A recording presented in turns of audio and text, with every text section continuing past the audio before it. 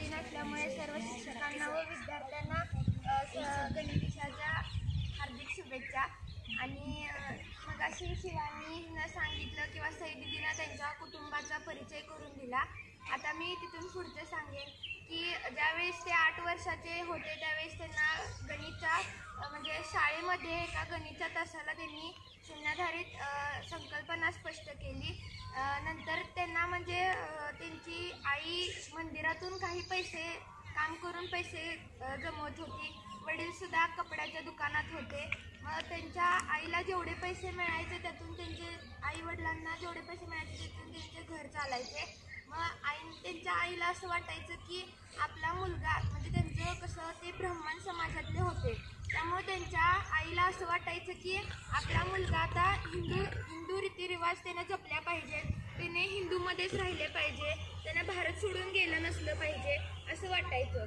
ते गणितमध्ये इतके हुशार होते की ते ज्यावेळेस गणित सोडवायला लागायचे त्यावेळेस त्यांचे वर्ग शिक्षक जे कोणी असतील ते आश्चर्याने त्यांच्याकडे बघत राहायचे।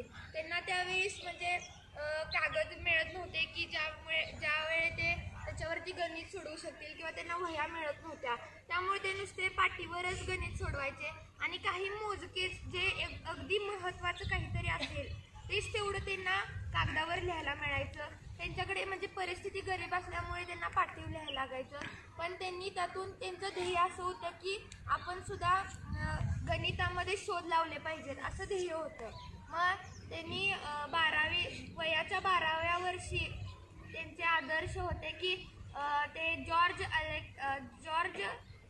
जॉर्ज अलेक्झांडर यांनी लिहिलेलं synopsis of mathematics and elementary हे पुस्तक त्यांचे आदर्श होते। त्यात 40हून अधिक प्रमेय होते, त्यांनी ते सोडवले। नंतर ते एवढे सोडवले की त्यांचे महाविद्यालयांमधील सुद्धा शिक्षक त्यांच्याकडे आश्चर्याने पाहत राहिले।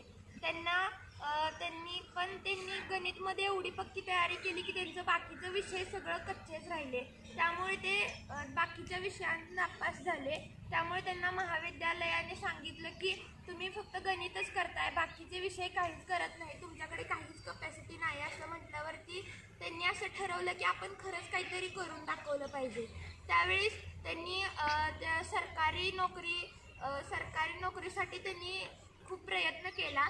नंतर त्यांनी चेन्नईमध्ये कुठल्या तरी विद्यार्थ्याला गणितच्या ट्युशनची आवश्यकता आहे का पाहिली, कारण त्यांना सुद्धा पैशाची गरज होती। त्यांचं लग्न 10 वर्षाच्या मुलीसोबत झालेलं, त्यामुळे त्यांच्या घरावरती आणखीन एक व्यक्ती आलेली होती त्यांच्या घरामध्ये, त्यामुळे त्यांचा खर्च सुद्धा वाढत होता। मग ते परदेशात त्यांना जाण्याची संधी मिळत होती, पण त्यांच्या आईला पटत नव्हतं की त्यांनी अगोदरच सांगितलेलं की बाबा तू परदेशात जायचं नाही, तुला हिंदूंच्या लोकांमध्येच राहायचं आहे। पण एक दिवशी त्या आईच्या स्वप्नात आलं की त्यांच्या देवीनं त्यांना सांगितलं की तुझ्या मुलाला परदेशी लावून दे। मग त्यांनी त्यांना परवानगी दिली परदेशात जायची। मग ते महाविद्यालयामध्ये परदेशात गेले, त्यांनी खूप सारे शोध लावले, त्यांनी 1000हून जास्त अवघड गणित असलेलं पुस्तक दिलं तिथल्या लोकांनी। त्यांनी एवढ्या स्पष्टपणे गणितं सोडवून दिली की ती सुद्धा लोक त्यांना आपलंसं करून घ्यायला लागले। असे महान व्यक्ती होते रामानुजन, ते वयाच्या 32व्या वर्षी मरण पावले। त्यांनी असा संदेश दिला की जीवन लांब असणं आवश्यक नाही किंवा जीवन खूप असणं आवश्यक नाही, जीवन मोठं असणं आवश्यक आहे। धन्यवाद।